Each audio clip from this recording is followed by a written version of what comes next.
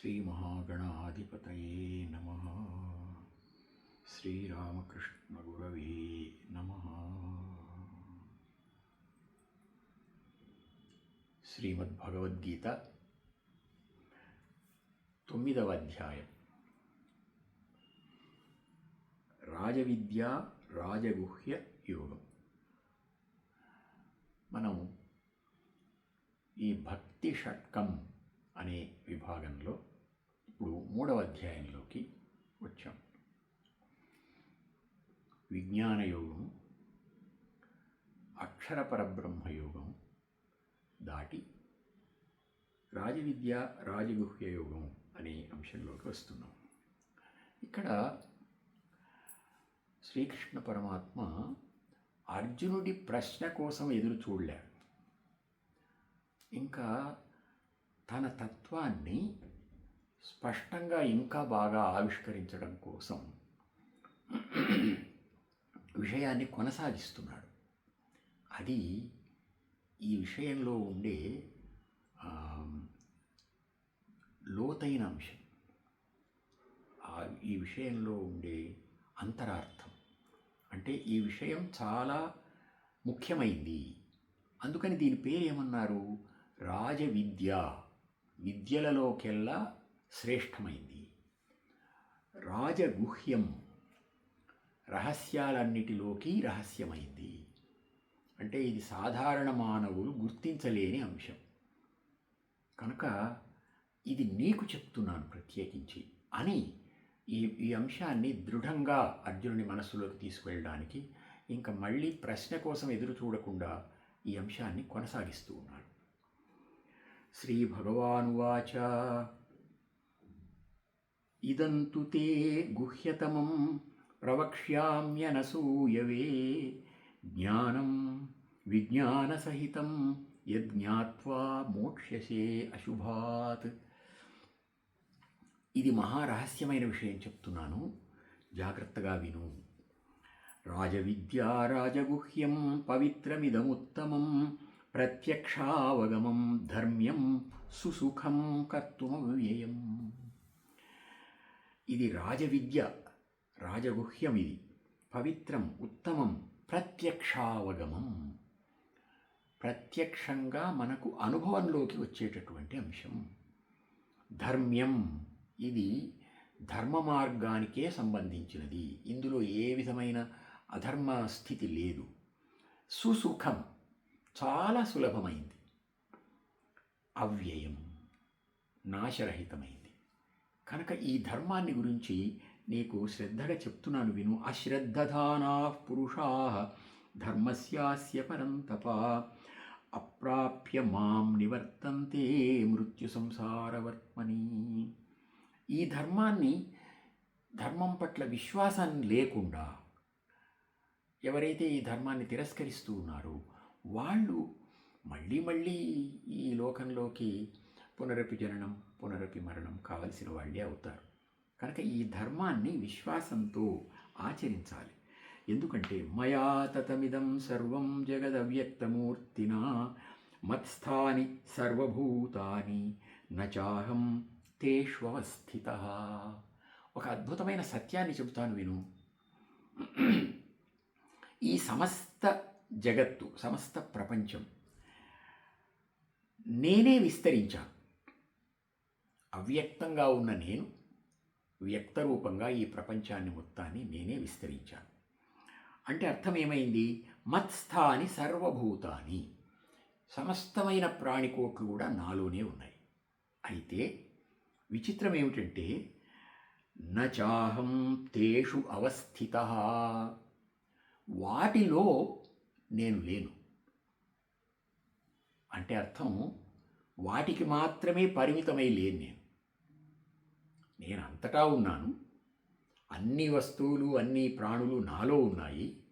కానీ నేను ఒక్కొక్క దాంట్లోనూ అలా విడివిడిగా ఊరికే ఉండిపోను. అంటే పరిమితమై లేను. నేను అపరిమితంగా ఉన్నాను. అంతటా అన్ని చోట్ల ఉన్నాను, కానీ నేను అపరిమితంగా ఉన్నాను, అన్నిట్లలో ఉన్నాను అని ఆ రహస్యమైన అంశాన్ని చెప్పారు. ఆ చెప్పిన దాన్ని మరొక్కసారి ఇంకా స్పష్టం చేస్తున్నారు. నచ మత్స్థాని భూతాని పశ్య మే యోగమైశ్వరం. నా ఈశ్వర శక్తిని, అంటే ఈ ప్రపంచాన్ని అంతటినీ పరిపాలించే మహాశక్తిని ఒక్కసారి గమనించు ఎలా ఉందో. నచ మత్స్థాని భూతాని, ఇంకొక మాట చెప్తున్నాను, నాలో ఈ ప్రాణులన్నీ ఉన్నాయి అని ఇంతకుముందు చెప్పాను. కాదు, నేనే అయి ఉన్నాను. నాలో ఈ ప్రాణులు ఉన్నాయి అంటే ప్రాణులన్నీ వేరు, నేను వేరనే భావం వస్తుంది. కాదు, నచ మత్స్థాని భూతాని పశ్య మే యోగమైశ్వరం. భూతభృత్ నచ భూతస్థః మమ ఆత్మా. నా ఆత్మస్వరూపం, పరమాత్మస్వరూపం ఎట్లా ఉంది అంటే ఈ ప్రాణులన్నింటినీ, ఈ ప్రపంచాన్నంతటినీ పట్టుకొని ఉంది. భూతభృత్ నచ భూతస్థ, అందులోకి పరిమితమై లేను. భూతభావన, ఈ సమస్తమైన అన్నిటినీ నేను తెలుసుకొని ఉన్నాను. నేను సర్వజ్ఞుడనై ఉన్నాను. యథా ఆకాశస్థితో నిత్యం వాయు సర్వత్ర గో మహాన్ తథా సర్వాణి భూతాని మత్స్థానీత్యుపధారయ. ఒక సాధారణ ఉదాహరణ చెప్పుకోవాలి అంటే, ఆకాశం ఉంది. ఆకాశం అంతటా గాలి నిండి ఉంది. ఆకాశం కనిపిస్తుందా? గాలి కనిపిస్తుందా? ఇది కనపడదు, అది కనపడదు, కానీ ఆకాశంలో గాలి ఉంది. అట్లాగా నాలోనే ఈ సమస్తమైన సృష్టి ఉంది. సర్వభూతాని కౌంతేయ ప్రకృతిం యాంతి మామికాం కల్పక్షయే పునస్తాని కల్పాదౌ విసృజామ్యహం. కల్పక్షయం, ఈ ప్రళయకాలం వచ్చినప్పుడు సమస్తమైన సృష్టి నాలోకి ఆహరింపబడుతుంది, నాలోకి లయం అవుతుంది. ఆ లయం చేసుకునేటువంటి వాడిని నేనే. ఈ ప్రకృతినంతటినీ, నా ప్రకృతిది, ఈ ప్రకృతినంతటినీ నాలోకి నేను తీసుకుంటాను. మళ్ళీ కల్పాదౌ, మళ్ళీ ఏ కల్పమో ప్రారంభమైనప్పుడు దాన్ని విసృజామి. ఈ సమస్తమైన సృష్టిని నాలోకి తీసుకుంటున్నాను. మళ్ళీ నేనే ఈ సృష్టిని ప్రసరింపజేస్తూ ఉన్నాను. ప్రకృతిం స్వాం అవష్టభ్య విసృజామి పునః పునః భూతగ్రామమిమం కృత్స్నం అవశం ప్రకృతేర్వశాత్. ఈ ప్రపంచాన్నంతటినీ ప్రకృతిమయంగా నేను ఏర్పాటు చేశాను. అందువల్ల ఇది ఎవరి స్వాధీనంలోనూ లేదు, ఈ ప్రకృతి స్వాధీనంలో ఉంటుంది. ఉండి అది ప్రకృతి ధర్మంగా సాగిపోతూ ఉంటుంది. పునఃపునః పదే పదే ఈ సృష్టి ధర్మం ఇలా సాగుతూ ఉంటుంది. సాగేటట్లు ఏర్పాటు చేసిన వాడిని నేనే. ప్రకృతిం స్వాం అవష్టభ్య, ఈ సృష్టిని, ఈ ప్రకృతిని ఏర్పాటు చేసిన వాడిని నేనే గనక నన్నది అతిక్రమించదు. నేను చేసిన నియమాన్ని పాటిస్తూ ఉంటుంది. నచమాం తాని కర్మాణి నిబధ్నంతి ధనంజయ. ఇది రహస్యమైన విద్య, రాజవిద్య. నచమాం తాని కర్మాణి నిబధ్నంతి ధనంజయ. ఈ ఈ సృష్టి ధర్మంలో, ఈ లయం చేయడంలో కానీ మళ్ళీ సృష్టించడంలో కానీ మొత్తం కర్మ సాగుతూ ఉంటుంది. కానీ ఈ కర్మలేవి నన్ను అంటవు. ఉదాసీనవదాసీనం అసక్తం తేషు కర్మసు. ఎలా ఉంటాను నేను అంటే సాక్షిగా ఉంటాను. అన్నిటినీ అలా గమనిస్తూ చూస్తూ ఉన్నట్లు ఉంటాను. అన్నిట్లో ఉంటాను, మళ్ళీ లేకుండా లేదు. మయాధ్యక్షేణ ప్రకృతి సూయతే సచరాచరం. చరాచరమైన ఈ ప్రకృతి మొత్తాన్ని ప్రకృతి అనే ఒక మహాశక్తి నా అధ్యక్షతన అని. అక్ష అంటే అధిష్ఠించినటువంటి ఇంద్రియం, అంటే ఒక మహా ఇంద్రియం ఇది. భగవంతుడనే ఒక మహా ఇంద్రియం. మనకు కన్ను ఒక ఇంద్రియం అయితే భగవంతుడికి ఈ సృష్టి అంతా కూడా కలిపి ఆ చక్షురింద్రియం. ఆ చక్షురింద్రియంతో ఆయన చూస్తాడు, సాక్షి. అట్లా హేతునానేన కౌంతేయ జగద్ధి పరివర్తతే. ఈ కారణం చేత ఈ ప్రపంచము అలా మారిపోతూ ఉంటుంది. నేను ఈ కర్మలలో బద్ధుణ్ణై ఉండడము, ఈ కర్మను నా మనస్సుకు ఏదో సంబంధించి ఉండడం ఇలా ఉండదు. దీన్ని ఏర్పాటు చేశాను నేను. అలా నడుస్తూ ఉంటుంది. అవజానంతి మాం మూఢా మానుషీం తనుమాశ్రితం పరం భావమజానంత మమ భూతమహేశ్వరం. ఇక్కడ కృష్ణ పరమాత్మ కృష్ణుని భౌతిక స్వరూపంతో సంయోగం చేసి చెప్తున్నాడు. నన్ను అంటే ఈ మానవ రూపంలో ఉన్న నన్ను మానవులందరూ, సాధారణ మానవులందరూ ఏమనుకుంటారు అంటే ఏదో మామూలుగా అందరిలాగానే శరీరధారి అయిన ఒక మానవుడు అని అనుకుంటారు. కానీ ఈ పరభావాన్ని, ఈ పరతత్వ భావాన్ని వాళ్ళు అర్థం చేసుకోలేరు. మోఘాశా మోఘకర్మాణు మోఘజ్ఞానా విచేతస రాక్షసీమాసురీంచైవ ప్రకృతిం మోహినీం శ్రితా. ఈ ప్రకృతి మహామోహిని, సమ్మోహనపరుస్తూ ఉంటుంది. కనుక దీన్ని దాటి తెలుసుకోలేని అజ్ఞానం వల్ల వాళ్ళు అలా ఉన్నారు. కానీ మహాత్మానస్తు మాం పార్థ దైవీం ప్రకృతిమాశ్రితా భజంతి అనన్యమనసః జ్ఞాత్వా భూతాదిమవ్యయం. అయితే కొందరు దైవీ ప్రకృతిని ఆశ్రయించి, వాళ్ళు పుణ్యాత్ములు, పుణ్య స్వభావం కలిగిన వాళ్ళు కనుక వాళ్ళు ఈ తత్వాన్ని అర్థం చేసుకోవాలనే ఆకాంక్షతో, జిజ్ఞాసతో ప్రయత్నం చేస్తారు కనుక వాళ్లకు ఇది వివృతం అవుతుంది, వాళ్లకు ఇది తెలిసేస్తుంది. తెలిసేటట్లుగా నేను చేస్తుంటాను. సతతం కీర్తయంతో మాం యతంతశ్చ దృఢవ్రతాః నమస్యంతశ్చ మాం భక్త్యా నిత్యయుక్తా ఉపాసతే. వాళ్ళు నిరంతరం నన్నే ధ్యానిస్తూ ఉంటారు, నన్నే కీర్తిస్తూ ఉంటారు, నా కోసమే వ్రతాలు ధరిస్తూ ఉంటారు, నాకు నమస్కరిస్తూ ఉంటారు, భక్తితో నన్ను సేవిస్తూ ఉంటారు. నిత్యయుక్తాః, నిత్య అనే శబ్దానికి రోజని అర్థం కాదు. నిత్యం అంటే శాశ్వత కాలం, సమస్తమైన కాలం, సర్వేషు కాలేషు అని అన్నట్టు ఆ సమస్త కాలంలో నిరంతరం భగవంతునిలోనే ఉంటారు. అటువంటి వాళ్ళు జ్ఞానయజ్ఞేన చాప్యన్యే యజంతో మాం ఉపాసతే ఏకత్వేన పృథక్త్వేన బహుధా విశ్వతో ముఖం. ఇట్లా నన్ను అర్థం చేసుకునేటువంటి వాళ్ళు అనేక విధాలుగా ఉపాసన కూడా చేస్తున్నారు. ఆ ఉపాసన చేయడంలో అనేక పద్ధతులు ఉన్నాయి. ఈ మహాత్ములైనటువంటి వాళ్ళు, పుణ్యాత్ములైన వాళ్ళు, దైవీ ప్రకృతిని ఆశ్రయించిన వాళ్ళు జ్ఞానయజ్ఞం చేస్తున్నారు. అంటే నన్ను అర్థం చేసుకోవడానికి అనేక విధాల ప్రయత్నం చేస్తున్నారు. నేను ఒక్కడే అని ప్రయత్నం చేస్తున్నారు. కాదు కాదు 2 విధాలుగా ఉన్నాడు స్వామి అని ప్రయత్నం చేస్తున్నారు.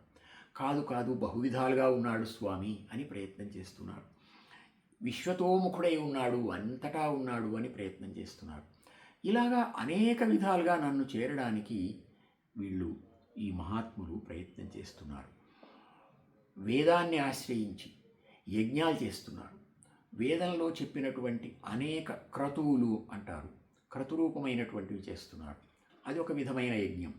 జ్ఞానయజ్ఞం చేస్తున్నారు, ఇది ఒక విధమైన యజ్ఞం. అయితే ఈ అన్నిటా ఉన్నటువంటి వస్తు సముదాయం కానీ, భావ సముదాయం కానీ, ప్రయత్న విషయం కానీ సమస్తము నేనే అయి ఉన్నాను.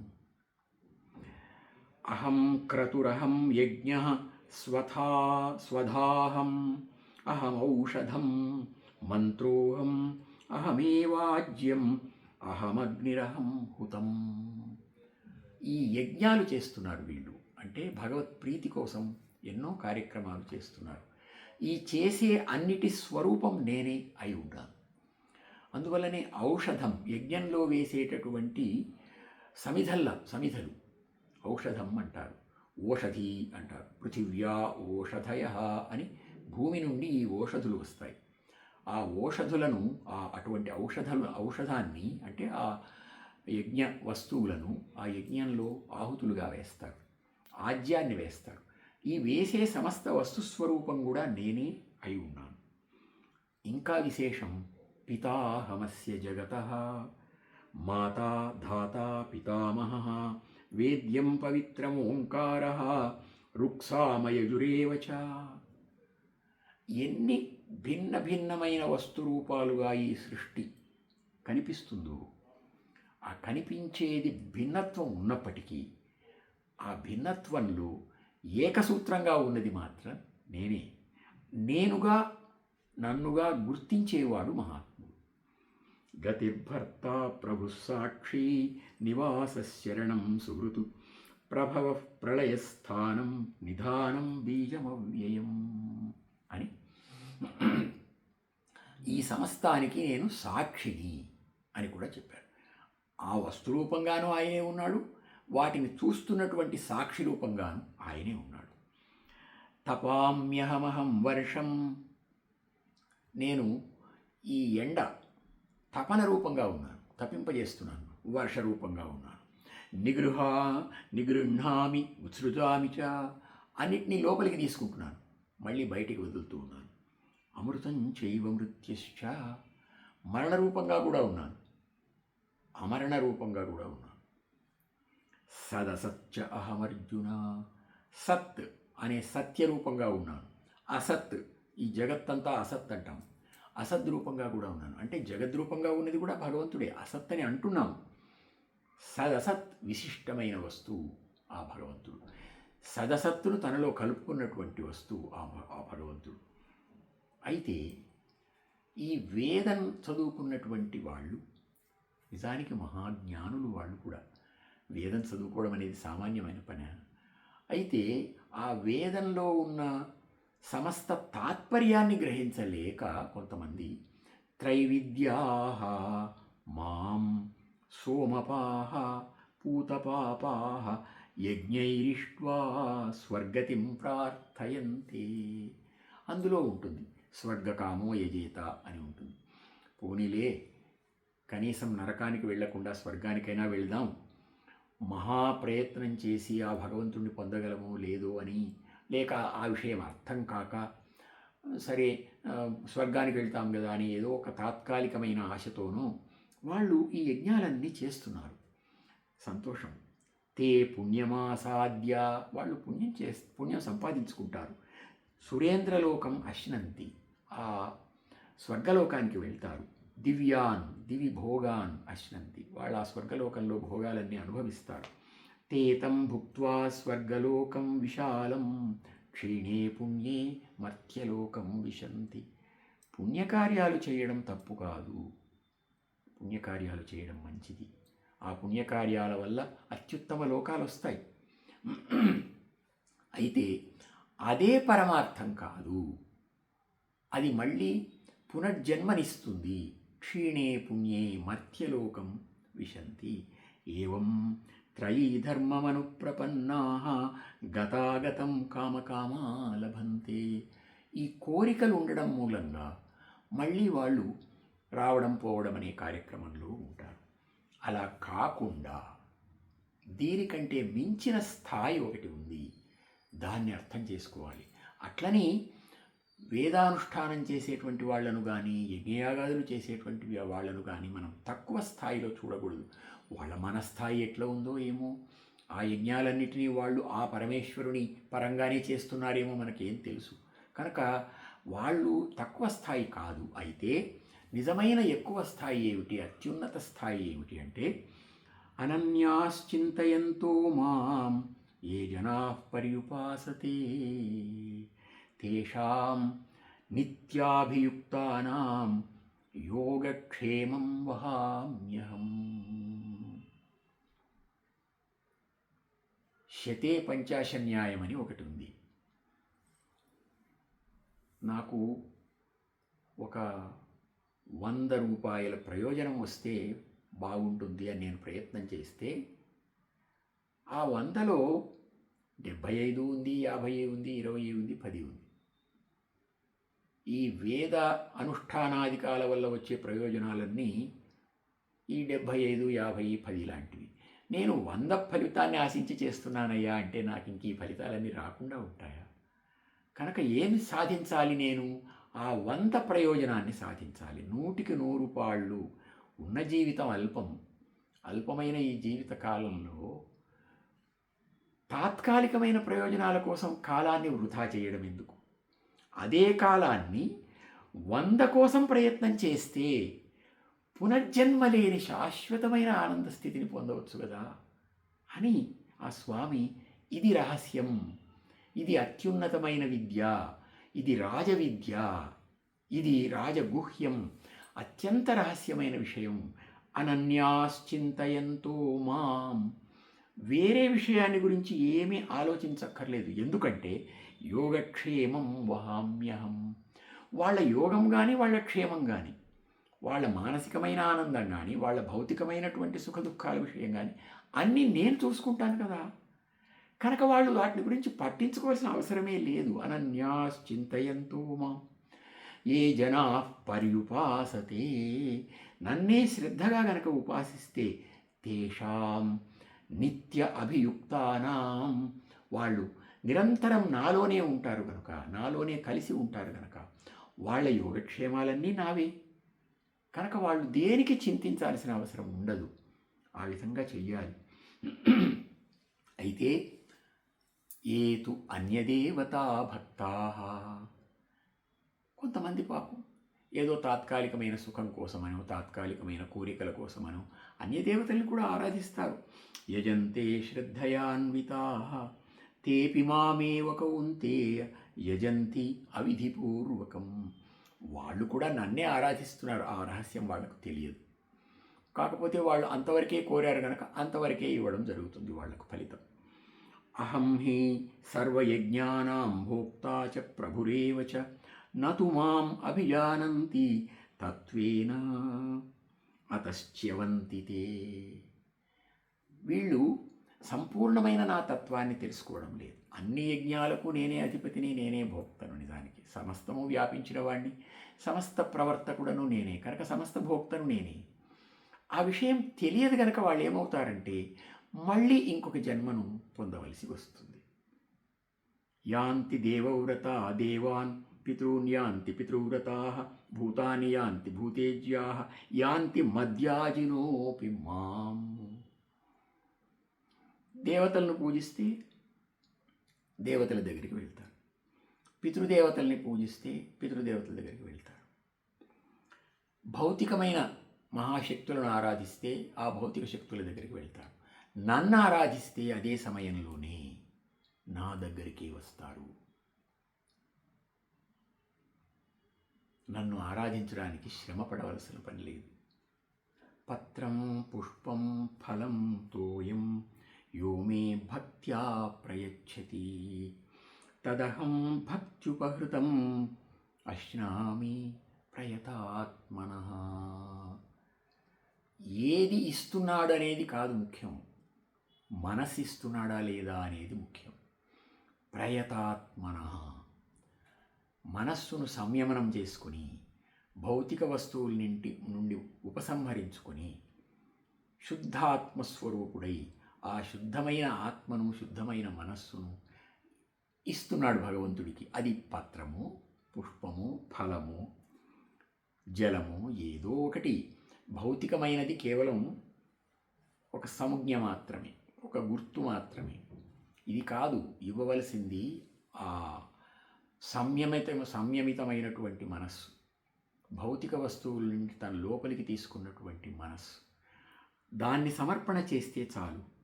యత్ కరోషి యదశ్నాసి యత్ జుహోషి దదాసి యత్ తపస్యసి కౌంతేయ తత్కురుష్వ మదర్పణం.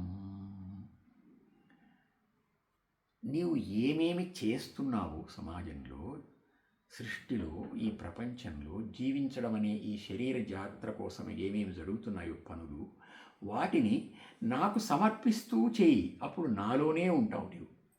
యత్ కరోషి, ఏ పని చేస్తావు చేతులతో కాళ్లతో. అశ్నాసి, ఆహారంగా తీసుకుంటావు. జుహోషి, హోమం చేస్తావు. దదాసి, దానం చేస్తావు. తపస్యసి, తపస్సు చేస్తావు. ఏది చేసినా నాకు సమర్పణం చేస్తే సరి. ఇది ఇంతకుముందు చెప్పినటువంటి కర్మ సన్యాసం అట్లాంటి దానికి సంబంధిస్తుంది కాస్త. అక్కడ అది చెప్పినాడు కానీ అర్థం కాదు, అందుకని ఇక్కడికి తీసుకొస్తున్నాడు భగవంతుడు.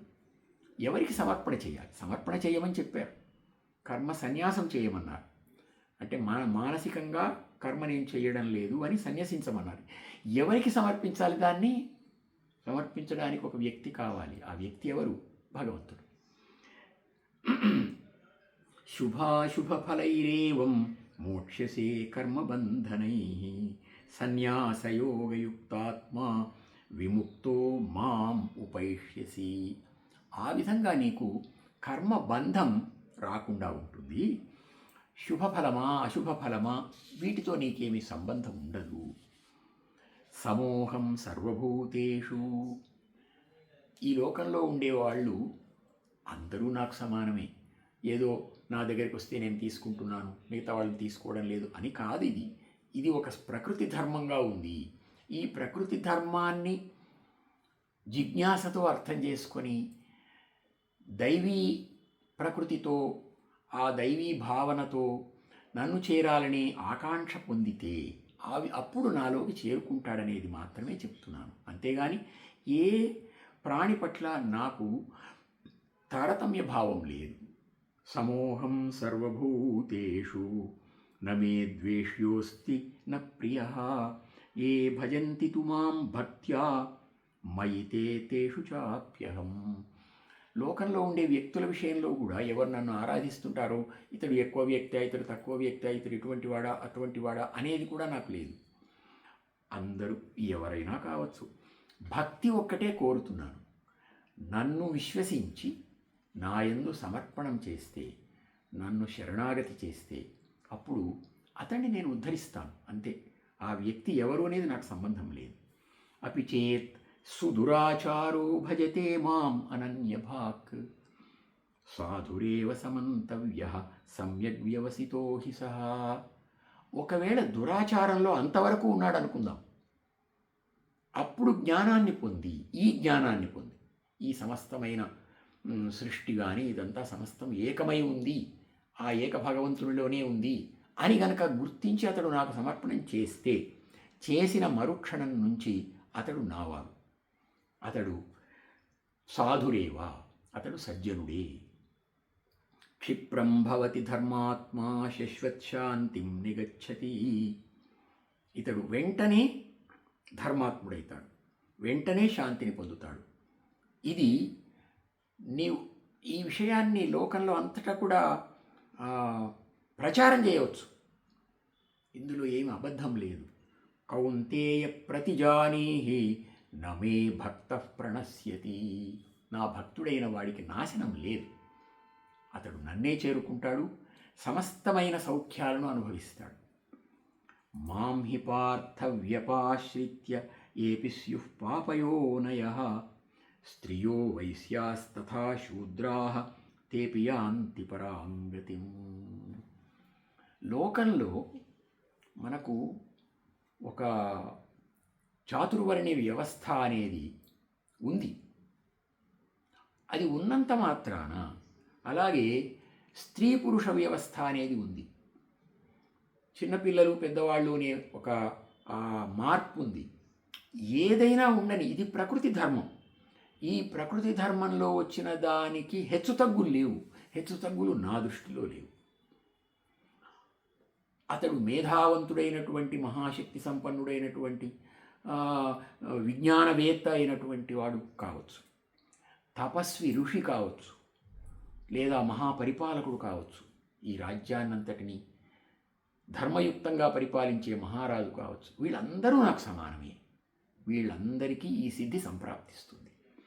స్త్రియో వైశ్యాస్తథా శూద్రాః తేపి యాంతి పరాం గతిం కిం పునర్బ్రాహ్మణాః పుణ్యాః భక్తా రాజర్షయస్తథా అనిత్యమసుఖం లోకమిమం ప్రాప్య భజస్వ మాం.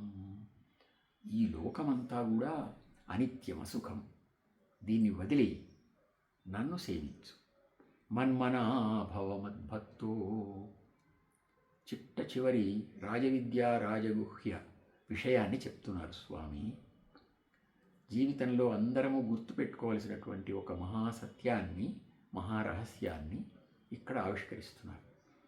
మన్మనా భవ మద్భక్తో మద్యాజీ మాం నమస్కురు మామే వైష్యసి యుక్త్వైవం ఆత్మానం మత్పరాయణః. నేనే సర్వస్వం అని ఇక్కడ శ్రీకృష్ణ పరమాత్మ స్థితి అటు సర్వవ్యాపకమైన సమస్త సృష్టికి మూలాధారమైన సమస్త సృష్టి రూపమైన ఆ పరమాత్మ స్వరూపం, వ్యక్తిగా కనిపిస్తున్నటువంటి స్వరూపం, వీటికి తేడా లేదు అనే స్థితిలో భగవంతుడు ఆశీర్వదిస్తున్నాడు. నన్ను చేరు, నన్ను ఆశ్రయించు, నన్నే మనస్సులో ధ్యానించు, నా భక్తుడవై ఉండు, నా కోసం యజ్ఞం చేయి, నాకు నమస్కరించు. ఈ విధంగా చేస్తే నాతో కలిసి ఉండడం వల్ల నీ ఆత్మ నన్నే చేరుకుంటుంది. ఎందుకంటే నీవు నేనే పరతత్వమని, నేనే పరమార్థమని విశ్వసించావు కనుక అని ఈ శ్లోకంలో నిజమైన ఒక పరమ రహస్యాన్ని మనకందరికీ కూడా ఆవిష్కరించి చెప్పారు అర్జునుడితో పాటు. అర్జునుడు దీన్ని అమృతంగా ఆస్వాదించి ఉంటాడు. ఎందుకంటే అంతవరకు సందిగ్ధమైన మనస్సుతో కొట్టుమిట్టాడుతూ ఉన్నాడు. ఒక్కసారిగా కృష్ణ పరమాత్మ అన్నిటినీ వదిలి నేనున్నాను ఇక్కడ చూడు, మన్మనా భవ మద్భక్తో మధ్యాజీ మాం నమస్కురు మామే వైష్యసి యుక్త్వైవం ఆత్మానం మత్పరాయణ అని ఒక పెద్ద హామీ ఇచ్చినట్లు చేసేటప్పటికీ అర్జునుడు కూడా పరవశించి ఉంటాడు. కనుక ఈ విధంగా రాజవిద్య రాజగుహ్య యోగం భక్తి పరవశంగా, భక్తి ప్రవణంగా, భక్తి పర్యవసానంగా సాగిన ఒక మహా అద్భుతమైన అధ్యాయం. ఓం నమో వెంకటేశాయ. శ్రీ వెంకటేశ్వరార్పణం అస్తు.